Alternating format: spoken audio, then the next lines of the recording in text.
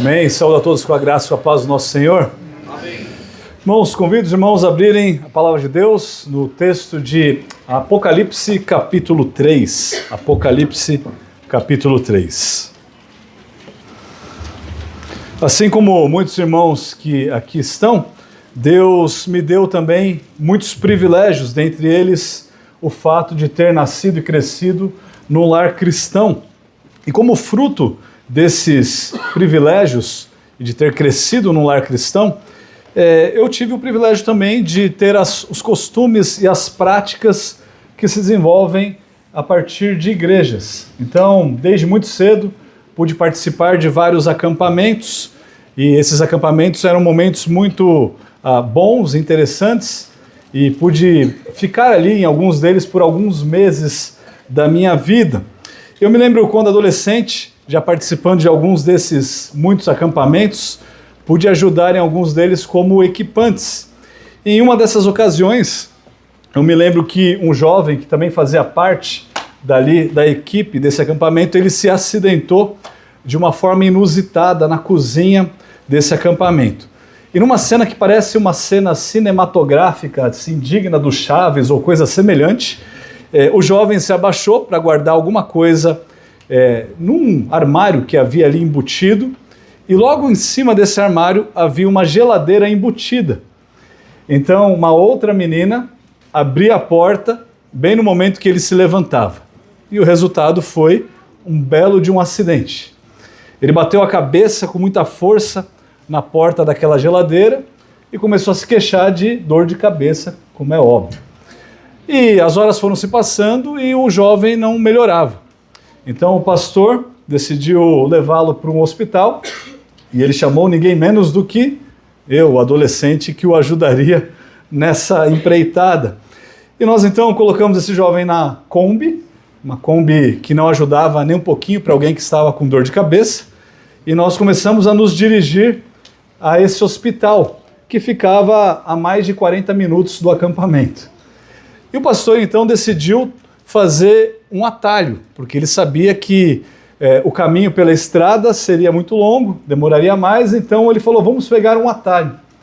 E os irmãos podem imaginar então uma Kombi barulhenta, velha, com um jovem com muita dor de cabeça, num atalho completamente escuro, que eu desconhecia, e completamente esburacado, porque esse atalho não era asfaltado. E assim nós fomos.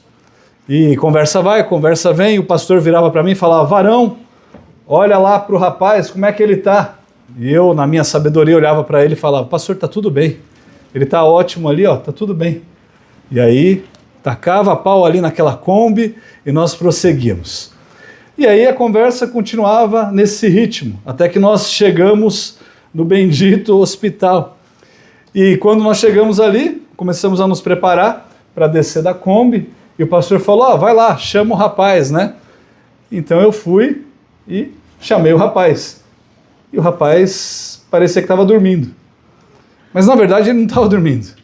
Ele estava completamente desmaiado. Sabe-se lá por quanto tempo. E nós então chamamos rapidamente o enfermeiro que veio e levantou esse rapaz como se ele fosse uma criança de 5 quilos, colocou ele numa cadeira de rodas e levou ele para dentro do hospital. E lá dentro eles conseguiram reanimá-lo e ajudá-lo, e de fato ele reviveu, e ele está bem hoje, calma irmãos, ele está bem, né? Ele sobreviveu, e nós pudemos então medicá-lo, ficamos ali com ele um tempinho, e depois retornamos para esse acampamento. Por que eu estou contando essa história? É porque eu me lembro desse acontecimento, porque ele retrata bem o que muitas vezes ocorre nas nossas igrejas. Nós não tivemos nenhum acidente fora o da irmã Teresa, né, no último domingo, mas não foi nada parecido com isso. E nós muitas vezes pensamos que está tudo bem, como eu pensava que estava tudo bem com aquele jovem. Ele só está dormindo. Ele estava quase morto. Ele estava completamente fora de si, desmaiado, letárgico. E nós achamos que está tudo bem. A igreja de Sardes, a quem Jesus escreve e direciona essa carta que nós vamos estudar nessa noite, ela vivia dias tenebrosos e uma situação muito semelhante. Era uma igreja que exteriormente e aparentemente estava muito bem, mas de fato era uma igreja que estava completamente corroída pelo pecado. Era uma igreja que o próprio Senhor Jesus disse que estava morta. Ela tinha a fama de ser uma igreja saudável, uma fama de ser uma igreja sem complicações, mas quando você se aproximava e conhecia a realidade dessa igreja, o que ficava evidente é que essa igreja já estava cheirando mal. Era uma igreja morta. O desejo de Jesus ao escrever a essa igreja era de que aqueles que ainda estavam vivos ali, vigiassem, para que eles se fortalecessem, para que eles se arrependessem. Esse é o meu desejo também. Para que nós não venhamos a sofrer aquilo que eles sofreram. Para que nós não venhamos a encarar a realidade que eles estavam encarando. Que as pessoas que aqui se encontram e fazem parte dessa igreja estejam alertas, vigiando. Que se estiverem dormindo, possam acordar, se arrepender e se voltar ao nosso Senhor Jesus Cristo. A palavra de Deus diz assim, então, em Apocalipse 3, de 1 a 6. Ao anjo da igreja em Sardes, escreva: estas coisas diz aquele que tem os 7 Espíritos de Deus e as 7 estrelas. Conheço as obras que você realiza, que você tem fama de estar vivo, mas está morto. Fique vigiando e fortaleça o restante que estava para morrer, porque verifiquei que as obras que você realiza não são íntegras na presença do meu Deus. Lembre-se, pois, do que você recebeu e ouviu. Guarde-o e arrependa-se. Se você não vigiar, virei como ladrão, e você de modo nenhum saberá em que hora virei contra você. Mas você tem aí em Sardes umas poucas pessoas que não contaminaram as suas vestes.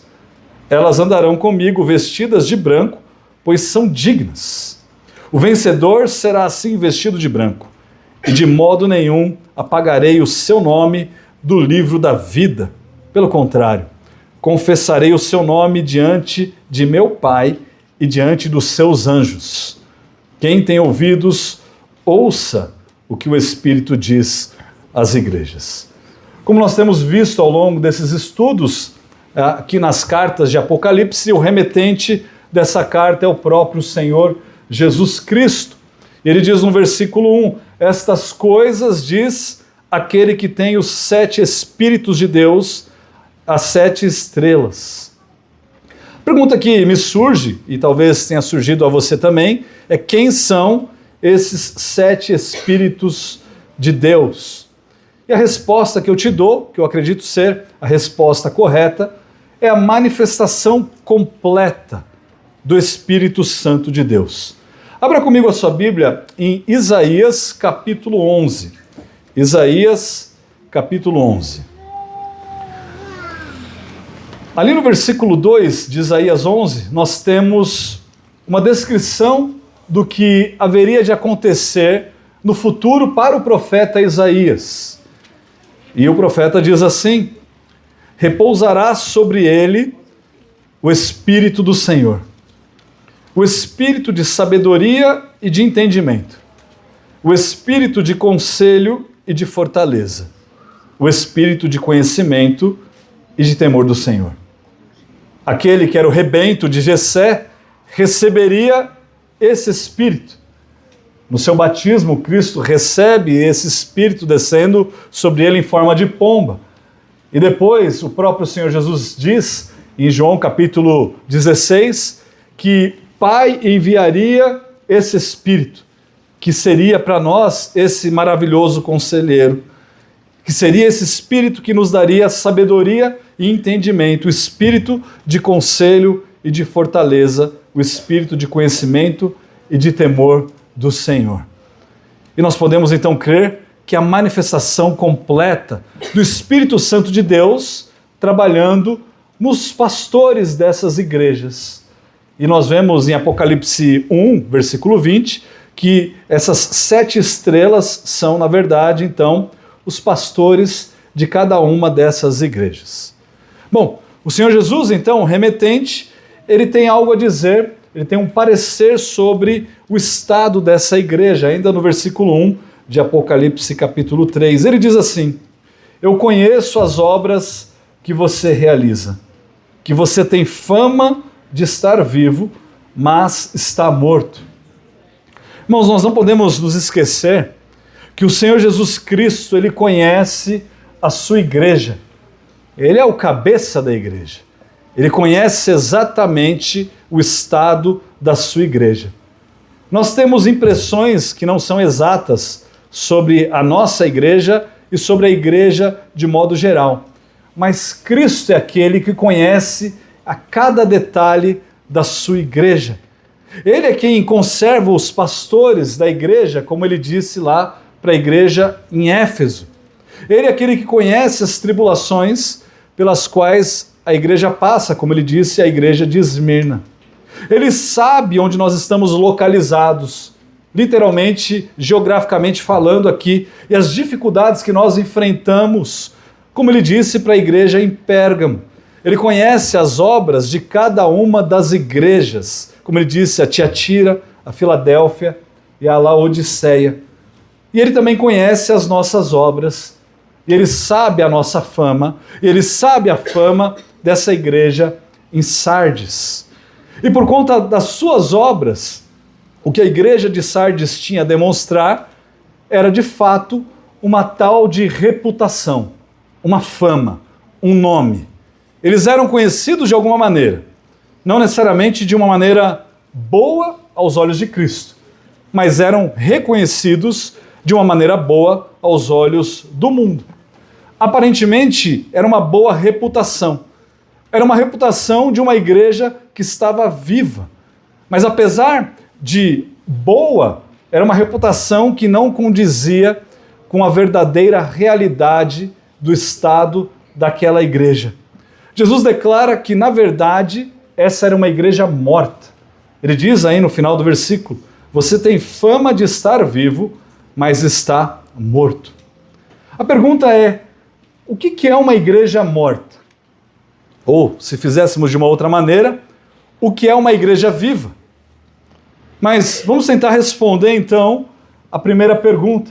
O que é uma igreja morta? Como que nós poderíamos descrever uma igreja morta?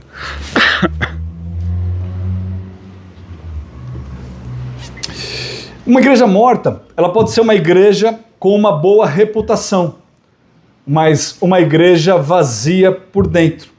Aos olhos dos que estão de fora do mundo, é uma igreja linda, mas no seu âmago é uma igreja podre. Externamente atraente, externamente envolvente, calorosa, mas ela é, na verdade, uma igreja vazia de amor genuíno, uma igreja vazia, talvez, de doutrina, uma igreja que não tem o amor de Deus. É uma igreja morta que pode ser repleta de obras, e note aí a diferença, não de boas obras, de obras, porque é uma grande diferença entre obras e boas obras.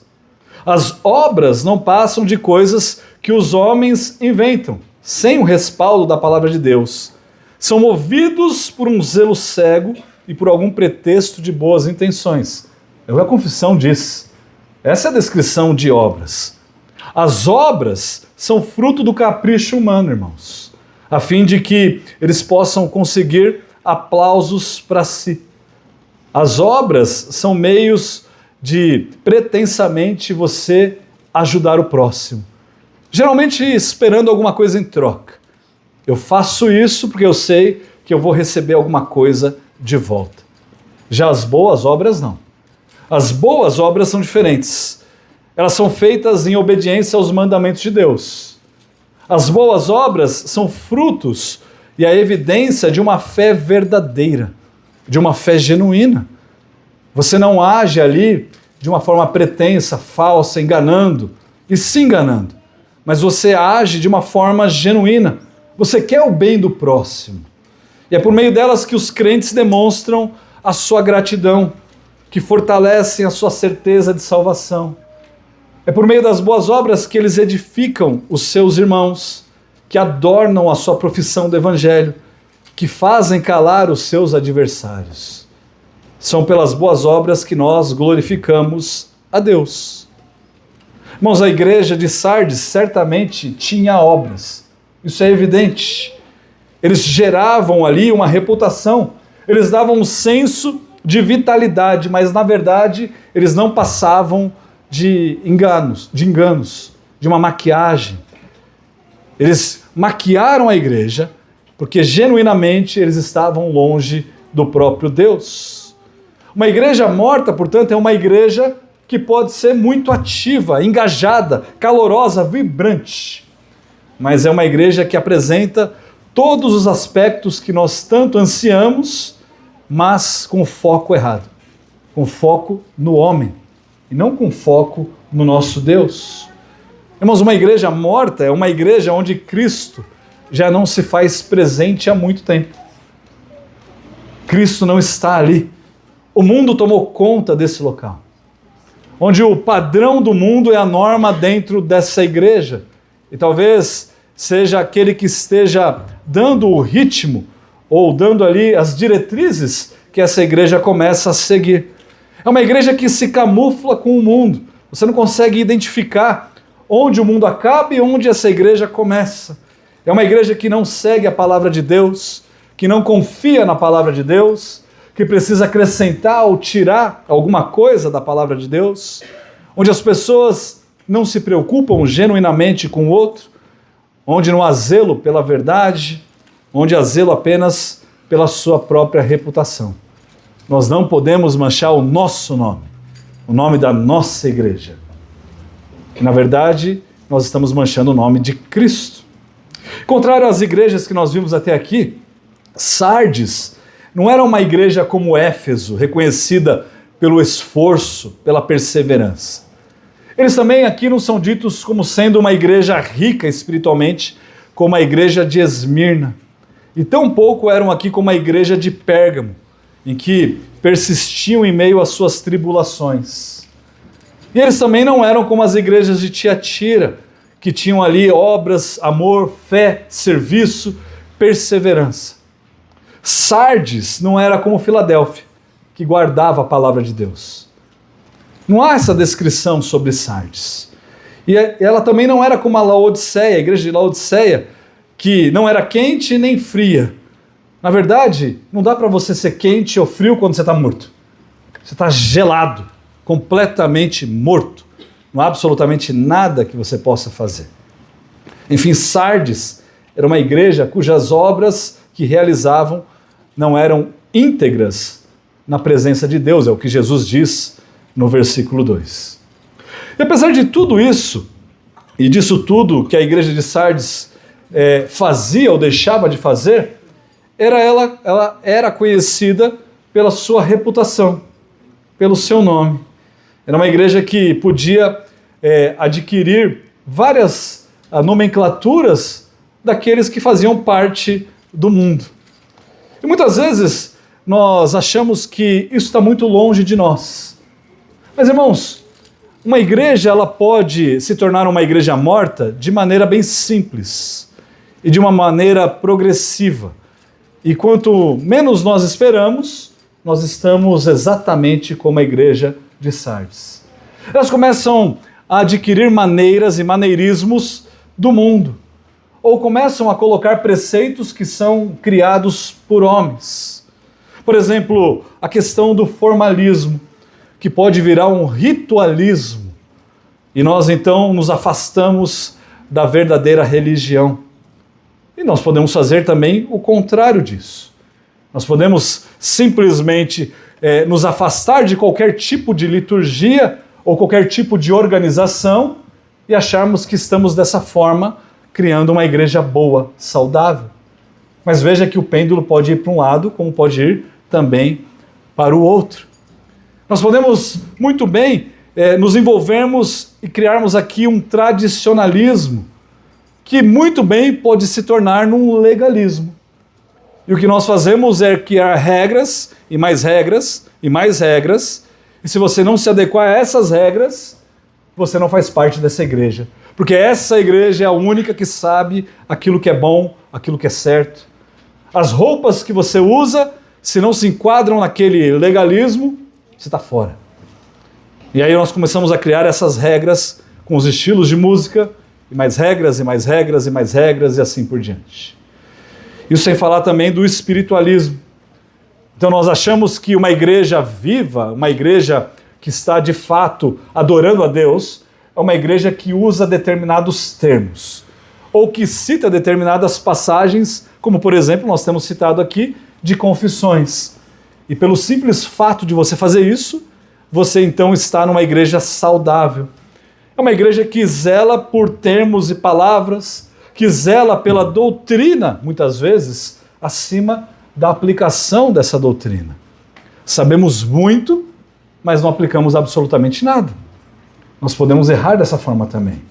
Nós dizemos conhecer a verdade, mas muitas vezes só um grupo seleto que é capaz de falar sobre essa verdade. Não é o Espírito Santo que nos capacita? Não é o Espírito Santo que é o Espírito do conhecimento e do entendimento? Não é o Espírito Santo que é o conselheiro? E nós muitas vezes nos entregamos a essas mentiras. Nós podemos muito bem nos tornarmos uma igreja de entretenimento. E, pasmem, nessa semana vi um vídeo de uma dessas igrejas em que o rapaz gravou para falar que não estava mentindo. E ele começou a se afastar de dentro da igreja para fora. E ele chegou na frente dessa igreja e você lia o nome, uma igreja batista. E lá tinha mesa de sinuca, as luzes de boates, música de nightclubs, bebidas e todo tipo de coisas que você jamais imaginaria que encontraria numa igreja. Uma igreja que quer agradar as pessoas para que as pessoas façam parte do corpo de Cristo. Engano. Nós muitas vezes achamos que uma igreja saudável e uma igreja viva é uma igreja grande. E nós vamos começar a basear a nossa saúde no nosso tamanho. E nós imaginamos então que aquelas igrejas pequenas são igrejas que estão morrendo. Na verdade, muitas vezes são igrejas genuinamente vivas, vibrantes, igrejas que adoram o nosso Senhor Jesus Cristo única, exclusivamente. Nós achamos que as igrejas boas são igrejas em que a música é de primeira, e que nós vamos para lá e nós sabemos que se nós sairmos dali e formos em algum show, nós vamos perder em nada para o show, porque a nossa música é de primeira, o nosso louvor é muito bom. E nós criamos bandas e mais bandas dentro dessas igrejas, e nem as bandas conseguem se conversar, e brigam entre si, e nós achamos que isso é o certo, que isso é sinal de saúde. Irmãos, nós vivemos numa época onde nós achamos que o profissionalismo dentro da igreja é o que vai determinar que uma igreja é de fato uma igreja saudável. E as igrejas parecem cada vez mais com empresas, onde o pastor não passa de um CEO, e onde os outros pastores têm como se fossem cargos de COO, CTO ou qualquer outra coisa, e eles precisam subir para pegar aquele cargo do CEO. E os diáconos estão ali servindo como se fossem outros empresários que estão investindo naquela igreja, e os membros estão com ações naquela igreja. Irmãos, isso é uma loucura completa. E basta nós começarmos a olhar para o mundo, e talvez não para o mundo, mas para outras igrejas, começarmos a querer imitar essas igrejas para cairmos nesses erros. Veja que contra uma igreja de obras, nada pode ser dito. Na verdade, muito pode ser dito. Porque várias dessas igrejas, as quais eu descrevi aqui, são igrejas que de fato têm muitas obras. Agora, lembre-se do seguinte: Deus usa absolutamente tudo e todos da maneira que lhe provém. E Ele muito bem pode usar uma dessas igrejas para abençoar pessoas. E pessoas podem chegar ao conhecimento da verdade, mesmo estando frequentando locais errados. É o Espírito Santo de Deus que trabalha. Mas nós não devemos esperar que isso seja a norma e buscar e ansiar por esses erros a fim de agradar a Deus da maneira errada. Veja que, diante de tudo isso, não há menção aqui de oposição contra eles. Nosso Senhor Jesus Cristo não diz absolutamente nada sobre as obras deles. Afinal, uma igreja ativa deve ser uma igreja boa, pelo menos é o que nós imaginávamos. Mas, na verdade, eles não são incomodados. Eles não são incomodados porque eles não são genuinamente vibrantes. E eles não são genuinamente vibrantes porque eles não são incomodados pelos de fora. Esse é o problema das igrejas, e esse muito bem pode ser o nosso problema. E nós começamos a achar que está tudo bem. Não há nada que nós devemos modificar. Nós podemos simplesmente seguir desse jeito, sem incomodar o mundo e simplesmente nos camuflando com o mundo que está aí afora. Agora, Jesus olha, fala o estado dessa igreja e ele dá uma ordem a essa igreja. Ele diz que eles devem vigiar, eles devem fortalecer aqueles que ainda estão vivos, mas que estão prestes também a morrer. Ele diz assim no versículo 2: fiquem vigiando e fortaleçam o restante que estava para morrer, porque verifiquei que as obras que você realiza não são íntegras na presença do meu Deus. Irmãos, mesmo em meio a uma igreja morta, pode haver um remanescente. Pode haver ali pessoas que ainda têm um fôlego de vida, que pertencem ao nosso Deus. Portanto, nós devemos vigiar e fortalecer aqueles que estão prestes a morrer, é o que Jesus diz. Em praticamente todas as cartas que nós abordamos aqui, eu dei aqui um relato sobre a cidade onde a carta se encontrava, ou onde a igreja se encontrava e a carta foi recebida. E eu acho também que é interessante nós citarmos o relato sobre essa cidade de Sardes, porque é um aspecto muito interessante que o próprio Senhor Jesus usa aqui quando ele fala a essa igreja. A cidade de Sardes, ela era localizada num ponto bem estratégico, militarmente falando. Ela era localizada num penhasco e por isso era praticamente uma cidade que não poderia ser dominada. As pessoas não tinham como chegar ali e dominarem essa cidade, porque elas simplesmente não conseguiam invadir essa cidade. Portanto, era um local completamente seguro. E nós sabemos que nós, quando falamos de questões militares, se nós estamos tratando aqui de um local seguro, por que eu vou me preocupar com a segurança se não tem como nós sermos atingidos? Se nós sabemos que nós estamos lidando com um inimigo mais frágil e nós estamos numa situação privilegiada, eu posso baixar a minha guarda. E logo quando nós baixamos a nossa guarda, nós somos atingidos. O problema é que essa cidade, por conta justamente desse problema, ela foi conquistada não uma vez, mas 2 vezes. O que acontece é que um soldado inimigo que ficou vigiando essa cidade e vendo possibilidades de invadi-la, certa vez decidiu escalar um desses penhascos. E ele encontrou uma rota. E ele conseguiu entrar nessa cidade. E obviamente chamou todo o exército que invadiu essa cidade e a dominou. E como se não bastasse, depois de anos que essa cidade foi dominada, o mesmo erro foi cometido por aqueles que agora habitavam nessa cidade. E um outro soldado, em uma outra ocasião, fez exatamente a mesma coisa e invadiu essa cidade, e a cidade foi completamente dominada.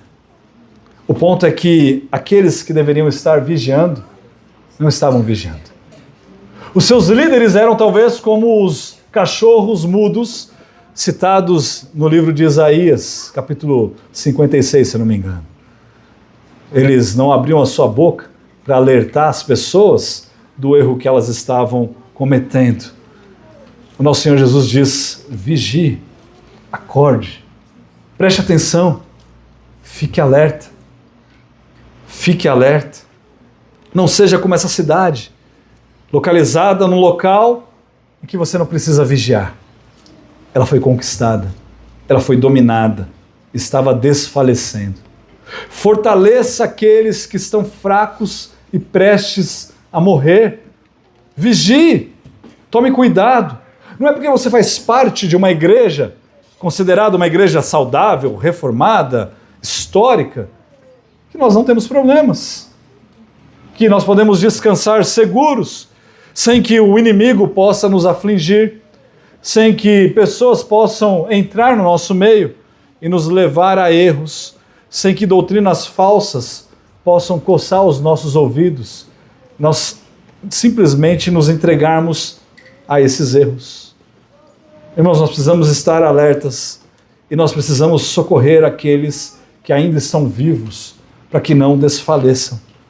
Nós precisamos tomar o antídoto da verdade e voltar à prática das boas obras, e não simplesmente a prática de obras, mas sim a prática das boas obras. No livro de Lucas, no capítulo 15, Jesus ele nos deu uma parábola bem conhecida, a parábola do filho pródigo, que representa o estado dessa igreja e que muito bem pode estar representando o estado da sua alma.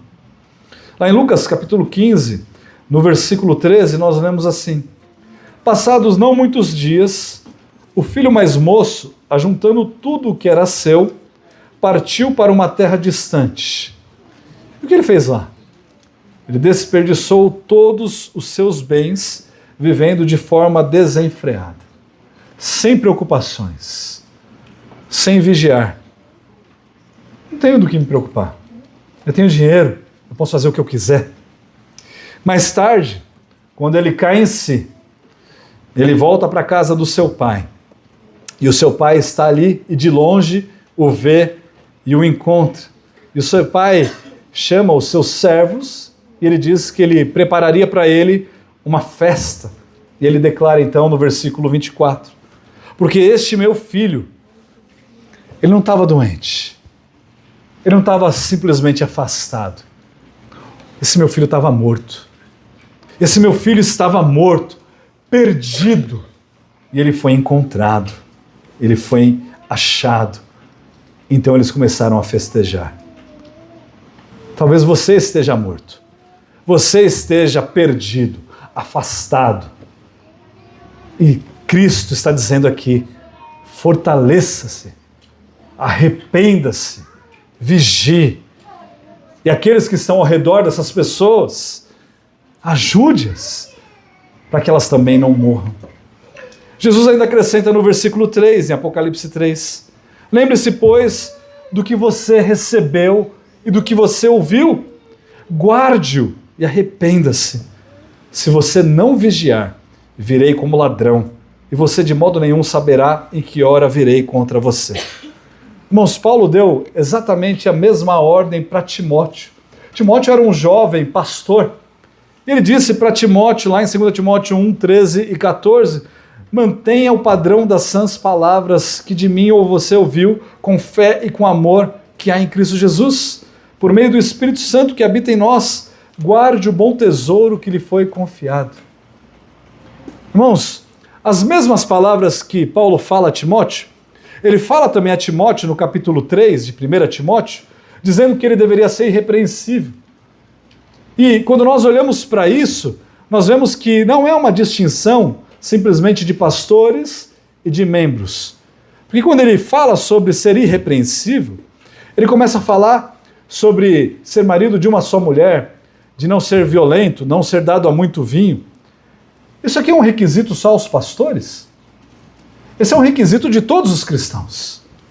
E esse encorajamento que ele dá a Timóteo é um encorajamento que Timóteo deveria dar aos outros também.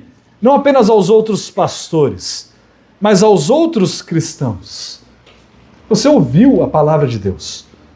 Você conhece o Evangelho. Você conhece as sãs doutrinas. Você conhece a palavra. Guarde a palavra. Pratique a palavra. Não se afaste dessa palavra. A igreja estava negligenciando aquilo que eles haviam recebido. Estavam negligenciando aquilo que eles haviam ouvido por muitos e muitos anos. E o antídoto para esse problema que estava matando a eles era o arrependimento e era boa prática. Irmãos, nos termos bíblicos, guardar não significa colocar num local seguro e esquecer. Não é guardar, não é desse jeito que a Bíblia trata da palavra guardar. Quando fala que nós devemos guardar a nossa fé, ela está dizendo que nós devemos colocá-la em prática. Nós devemos exercer a nossa fé. Guardar é o mesmo que colocar a nossa fé em prática. E é justamente isso que o nosso Senhor Jesus está dizendo a essa igreja em Sardes. E se essa instrução não fosse levada a sério, Jesus tinha uma promessa a eles. E ele fala na segunda metade do versículo 3: se você não vigiar, eu virei como ladrão, e você de modo nenhum saberá em que hora virei contra você. Eu tenho plena convicção que nós brasileiros entendemos muito bem sobre ladrões, né? Nós não temos dúvidas do trabalho bem feito que eles realizam, como que eles trabalham e a abrangência que eles têm no nosso país.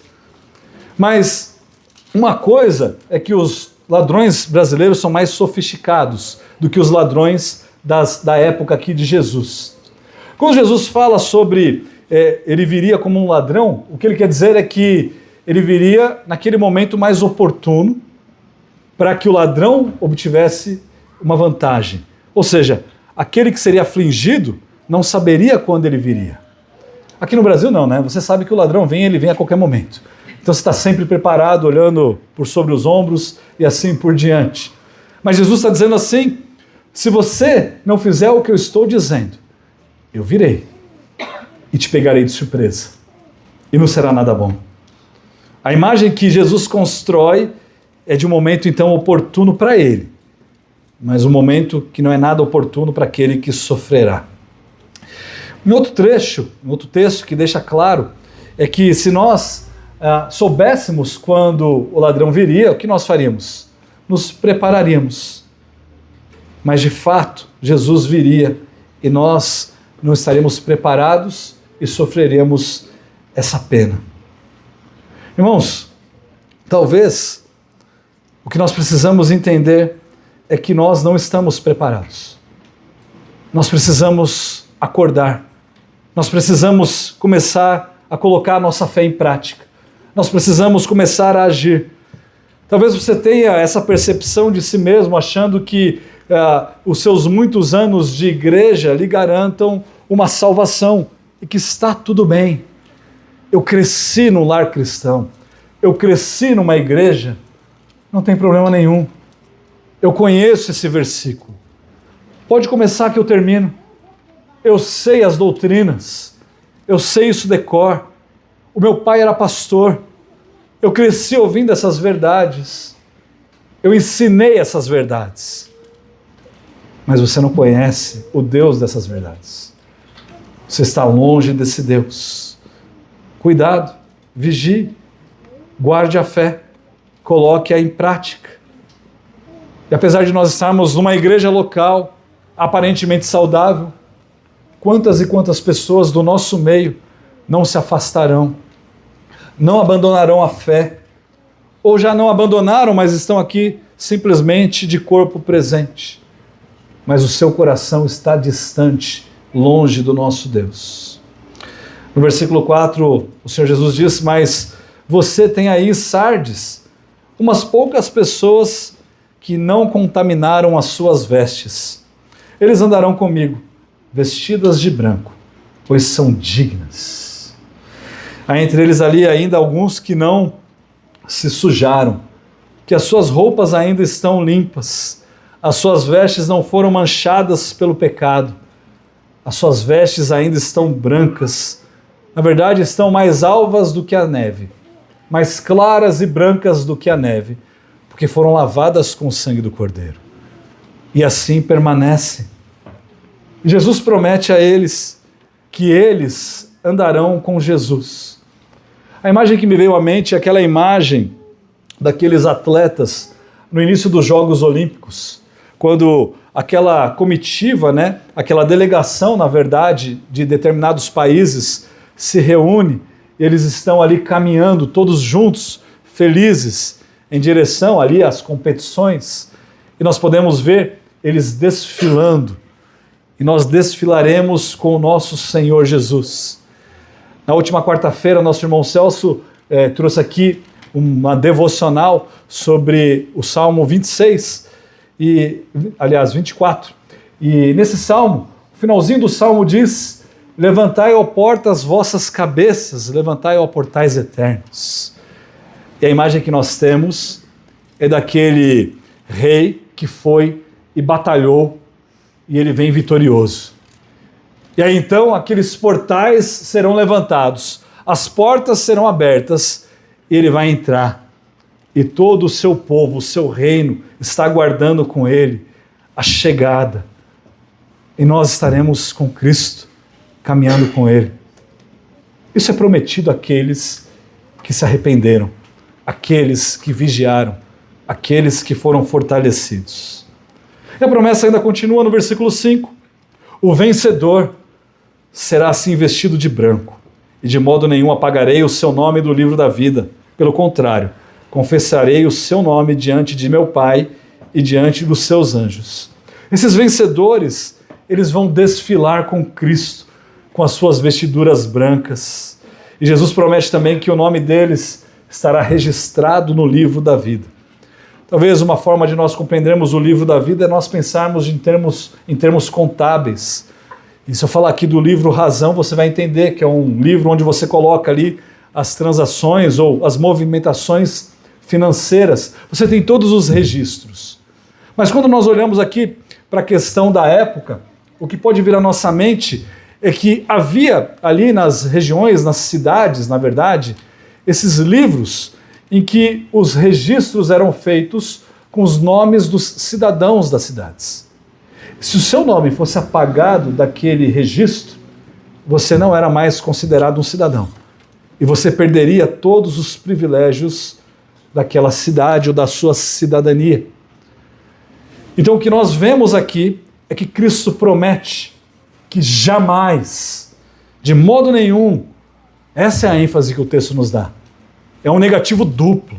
De modo nenhum o seu nome será apagado do livro da vida, do livro dos registros eternos. Aqueles que foram salvos pelo sangue do Cordeiro jamais perderão a sua salvação. Nós estamos seguros nas mãos do nosso Deus. Pelo contrário, Jesus diz: confessarei o seu nome diante de meu Pai e diante dos seus anjos.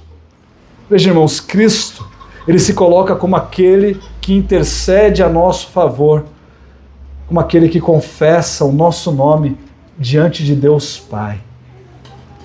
Não é exatamente isso que ele está fazendo nesse momento? Quando nós oramos a Deus, Cristo está ali diante de Deus, rogando em nosso favor. E nós podemos descansar seguros nisso. Que ele não está olhando para o nosso mérito, para as nossas ações, para as nossas obras, mas ele está olhando para aquilo que Cristo realizou. Mateus 10, 32, nós lemos: portanto, todo aquele que confessar diante dos outros, também eu o confessarei diante de meu Pai que está nos céus. Isso é o Cristo Jesus falando sobre nós. Em Lucas 12, 8, nós lemos também: digo mais a vocês, todo aquele que me confessar diante dos outros, também o Filho do Homem o confessará diante dos anjos de Deus. Portanto, ele diz no versículo 6, quem tem ouvidos, ouça o que o Espírito diz às igrejas. Irmãos, todos nós somos passivos dos mesmos erros e pecados dos membros de todas essas igrejas que nós examinamos. E também dos pecados das igrejas ou da igreja que Sardes estava cometendo. As suas obras não eram obras dignas, íntegras, não eram obras que honravam o nome de Deus. Cada um de nós, não falando aqui de modo geral, falando de modo individual, cada um de nós pode ser um fariseu e um escriba. Pode agir assim como os membros que agiam de forma pragmática, achando que está tudo bem, eu não vou me afastar desse evangelho. Estou tranquilo, cresci na igreja, como nós já vimos. Não se engane. O nosso Senhor Jesus disse em Mateus 15:8, este povo me honra com os lábios, mas o seu coração está longe de mim. Se tinha um povo que de fato seguia as leis de Deus, eram os fariseus, mas também gostavam de preceitos humanos. E nós somos sedentos por preceitos humanos. Nós adoramos preceitos humanos.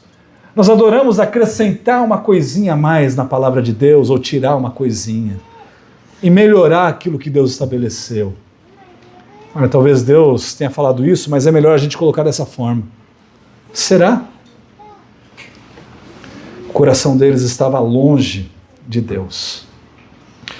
Isaías 29:13 diz assim, o Senhor disse, visto que esse povo se aproxima de mim com a sua boca e com os seus lábios me honra, mas o seu coração está longe de mim, e o seu temor para comigo consiste só em mandamentos ensinados por homens.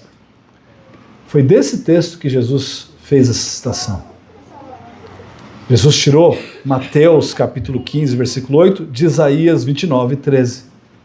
Pessoas que estavam honrando a Deus da boca para fora. Exteriormente lindos, maravilhosos, cheios de obra, ajudavam a comunidade, faziam isso e faziam aquilo. Simplesmente por conta da sua fama, do seu nome. Nós fazemos isso, irmãos, quando nós lemos a Bíblia de uma forma que não passa de uma mera obrigação, para cumprir ali uma agenda ou para termos aquela sensação de realização. Quando você simplesmente lê, não reflete, não aplica, mas pode dar uma marcação ali, falando, fiz. Li 3 capítulos hoje, 5 capítulos hoje. E o seu coração se distanciou ainda mais de Deus nesse momento. Nós fazemos isso, irmãos, porque nós adoramos a Deus da boca para fora e não com um deleite.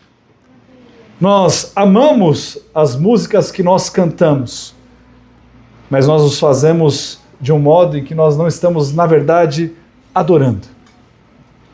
Os louvores se tornam muitas vezes simplesmente entretenimento. Nós colocamos para ouvir, para passar o nosso dia, mas não para nos deleitarmos e adorarmos o nosso Deus. Nós honramos a Deus com os lábios e o nosso coração está longe, distante de Deus. Nós preferimos agradar os homens, porque nós sabemos que os homens agradados vão nos beneficiar. É muito melhor ter o benefício de homens do que de Deus. É o que nós pensamos. Nós seguimos regras, nós seguimos preceitos, nós até estabelecemos mais e mais regras. Nós começamos a nos comparar com os outros membros da nossa igreja, com os membros de outras igrejas. E nós achamos que nós estamos bem. Mas nós nunca nos comparamos com Cristo. Porque se nós nos comparássemos com Cristo, aí nós teríamos a verdadeira imagem de quão longe nós estamos da nossa meta, do nosso objetivo. E nós nos afastamos de Deus por conta do nosso ego ferido.